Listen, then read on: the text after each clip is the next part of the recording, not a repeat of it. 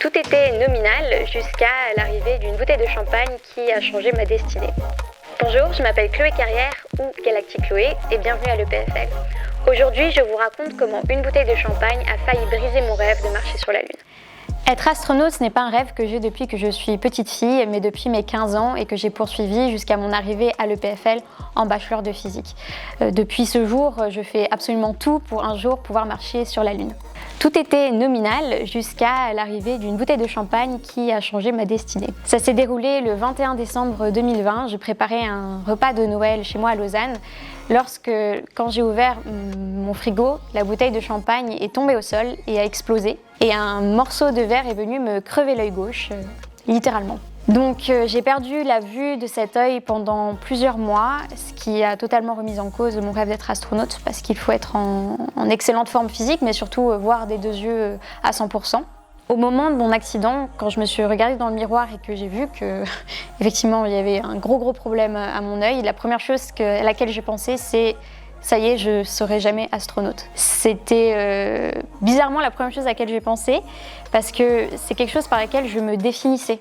Devenir astronaute, aller sur la Lune, c'était une partie de moi. Donc ça m'enlevait, c'est comme si on m'arrachait une partie de moi à ce moment-là. Donc il a fallu vraiment totalement que je me réinvente suite à ça. Et je pense que c'était la partie la plus difficile.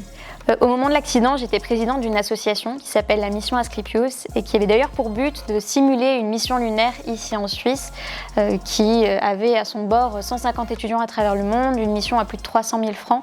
Donc j'avais beaucoup de responsabilités et encore une fois, je ne pouvais pas baisser les bras, je ne pouvais pas les abandonner et j'ai tout fait pour le mener à bout.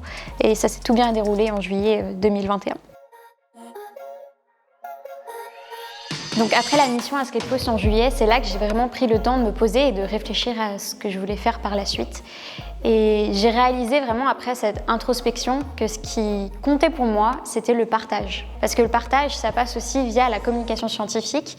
Et j'ai réalisé l'importance de mes mots, l'importance de ce que je faisais aussi pour les jeunes, pour les autres, et l'inspiration que ça pouvait apporter. Donc j'ai décidé de me réinventer en tant qu'influenceuse scientifique.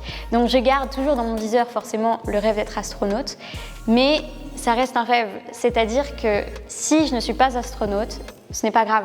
Une autre chose que j'ai appris suite à cette étape de ma vie, c'est qu'on ne peut pas tout le temps planifier absolument tout. J'étais quelqu'un, et je le suis encore un peu, dans le contrôle. Et j'avais énormément de mal à lâcher prise. Et cet incident, ça m'a appris ça.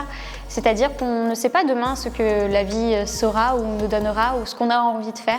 Donc je laisse l'opportunité à la vie de me surprendre. Et par exemple, je sais que dans 6 mois, je serai à l'Agence spatiale européenne pour mon stage de fin de master. Mais je ne sais pas encore ce que je veux faire après. J'attends de voir ce que j'aurais envie de faire sur le moment même. Et j'avoue que c'est assez enthousiasmant.